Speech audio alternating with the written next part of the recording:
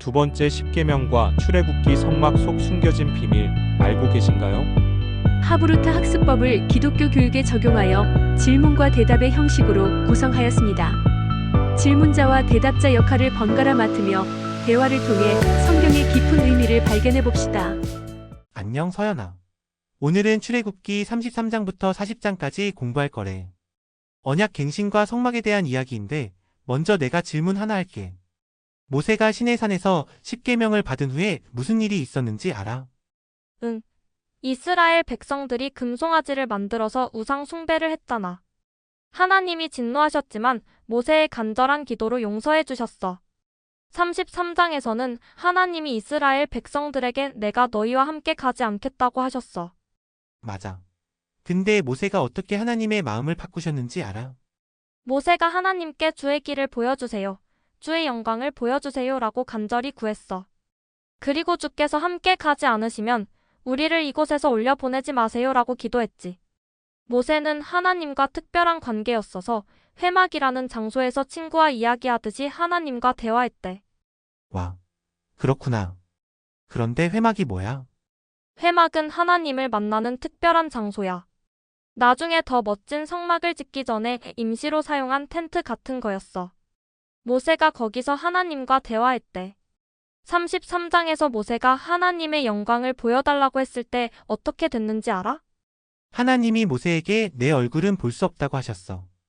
대신 바위 틈에 모세를 숨기시고 지나가시면서 등 뒤만 보여주셨대. 하나님의 영광이 너무 강력해서 사람이 하나님의 얼굴을 직접 보면 살 수 없다고 하셨어. 맞아. 34장에서는 모세가 두 번째로 십계명을 받았잖아. 처음 받은 돌판은 어떻게 됐지? 모세가 금송아지 우상을 보고 화가 나서 돌판을 깨뜨렸어. 그래서 하나님이 새 돌판을 주셨지. 이 부분에서 하나님은 자신을 어떻게 소개하셨는지 기억나? 응. 여호와라 여호와라 자비롭고 은혜롭고 노하기를 더디하고 인자와 진실이 많은 하나님이라고 하셨어.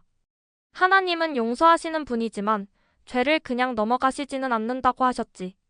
그리고 이스라엘과 언약을 새롭게 맺으셨어. 맞아. 그 다음에 모세의 얼굴에 특별한 일이 생겼는데 뭐였지? 모세가 하나님과 대화한 후에 얼굴에서 빛이 났어. 너무 밝게 빛나서 사람들이 무서워했대. 그래서 모세는 백성들과 이야기할 때는 수건으로 얼굴을 가리고 하나님과 대화할 때만 벗었대. 근데 성막이 뭔지 설명해 줄래? 성막은 하나님이 이스라엘 백성들 가운데 거하시기 위한 특별한 장소야. 하나님이 모세에게 자세한 설계도를 주셨어. 성막은 세 부분으로 나뉘어 있는데 맨 바깥쪽은 뜰, 가운데는 성소, 그리고 가장 안쪽은 지성소라고 해. 지성소에는 언약궤가 있고 대제사장만 1년에 한 번 들어갈 수 있었대. 언약궤는 뭐야? 언약궤는 금으로 덮인 특별한 상자야. 안에는 십계명이 적힌 두 돌판이 들어 있었어. 뚜껑에는 속죄소라는 것과 두 천사 모양인 그룹이 있었대. 하나님의 영광이 그 위에 임했다고 해. 성막을 짓기 위해 필요한 재료는 어떻게 구했는지 알아? 하나님이 백성들에게 자원하는 마음으로 예물을 가져오라고 하셨어. 금, 은, 동, 보석, 천, 가죽, 나무 등을 가져왔대. 너무 많이 가져와서 나중에는 그만 가져오세요라고 할 정도였대.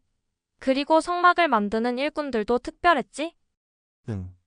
브살렐과 오홀리압이라는 사람들이 주로 이끌었어. 하나님이 그들에게 특별한 지혜와 기술을 주셔서 아름답게 만들 수 있었대. 성막에는 어떤 중요한 물건들이 있었지? 성소에는 세 가지 중요한 물건이 있었어.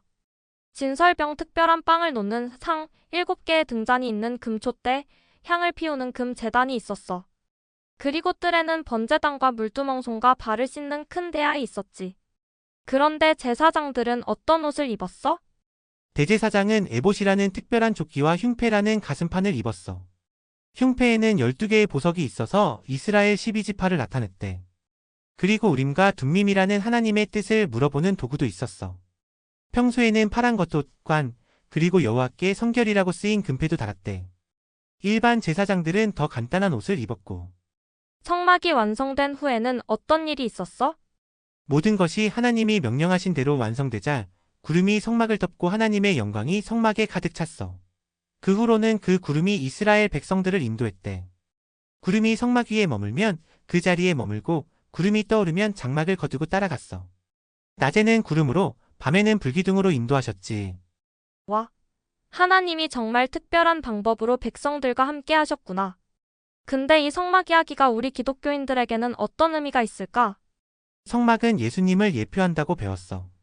예수님이 오시기 전에는 제사장들이 동물 제사를 통해 죄를 잠시 덮었지만 예수님은 완전한 제사장이 되셔서 자신을 단번에 영원한 제물로 드리셨대. 그리고 예수님이 오신 후로는 우리가 직접 하나님께 나아갈 수 있게 되었어. 더 이상 지성소가 막혀 있지 않아. 맞아. 예수님이 십자가에서 돌아가실 때 성전의 휘장이 찢어졌잖아. 그건 이제 우리가 예수님을 통해 직접 하나님께 나아갈 수 있다는 의미래.